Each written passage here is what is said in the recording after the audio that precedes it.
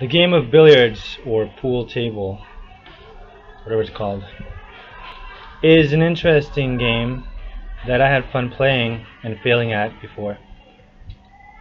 I'm going to begin with this ball here as to its significance so that you can understand how this game has satanic symbolism. What does the 8-ball symbol mean? So, it is the most important of the balls. And it is the ball of destiny, they say. It symbolizes those who never give up. And it represents the last man standing. So, the most powerful in mankind is what that represents. 8 is the number of the rays of Babylon's Ishtar star. Over here. 8 rays. The 8 ball refers to the Tower of Babel, as in mankind uniting to try to conquer heaven. Or Nimrod, the leader of that enterprise. So the last man standing would refer to the man on the Tower of Babel, since 8 is the number of Babylon and the Tower of Babel by the Star of Ishtar. Therefore, the 8 ball represents Nimrod, or rather, the Nimrod to come, the next leader of the united world against God. An Antichrist figure he was. Therefore, the 8 ball represents the Antichrist, the king or prince of this world, the most powerful among men. Now look at this setup. It's just like the pattern on the US dollar bill of the pyramid and a symbol of Satan on top. So you have the Tower of Babel symbolized. This is about the next Tower of Babel, not just the old one, and more than the old one.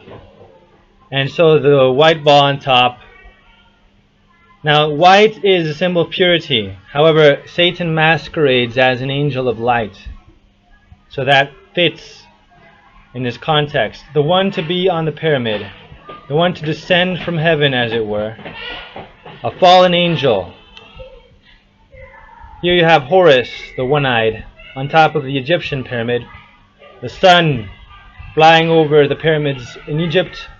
The pyramids in Egypt were the Egyptian people's distorted memory of the time when they were with the rest of mankind in Babylon, for that is where mankind spread out from. Man does not come from Africa, man comes from Western Asia. It's not a Eurocentric view, it's an Asian-centric view. Alright, so this symbolizes also Horus, who is an Antichrist representation. And he is in the Egyptian unholy trinity with Osiris and Isis. So this is the Antichrist figure, the son of God, the false son of God, rather, Horus.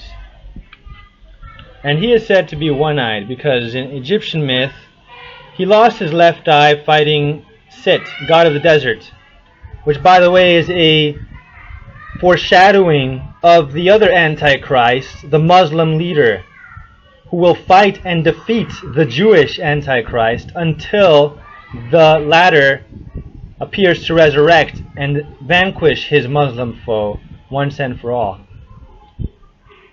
in order to deceive the world into worshipping him as God. Because, hey, he resurrected, right? Or so it would seem. They will probably use advanced technology to make it seem this way, such as, well, I can do that for another video, maybe. Now, Horus being one-eyed is a match to the Antichrist, for the Bible says the Antichrist shall lose an eye. Although Horus loses his left eye and the Antichrist shall lose his right eye. So, the purpose of this game is to knock out the world and send it to hell, basically. Those who join the New World Order against the true God Yahweh will scatter and be sent to Hades, the netherworld, the underworld. The Antichrist will turn against his particularly Jewish worshippers. This is in the prophecy of Israel's destruction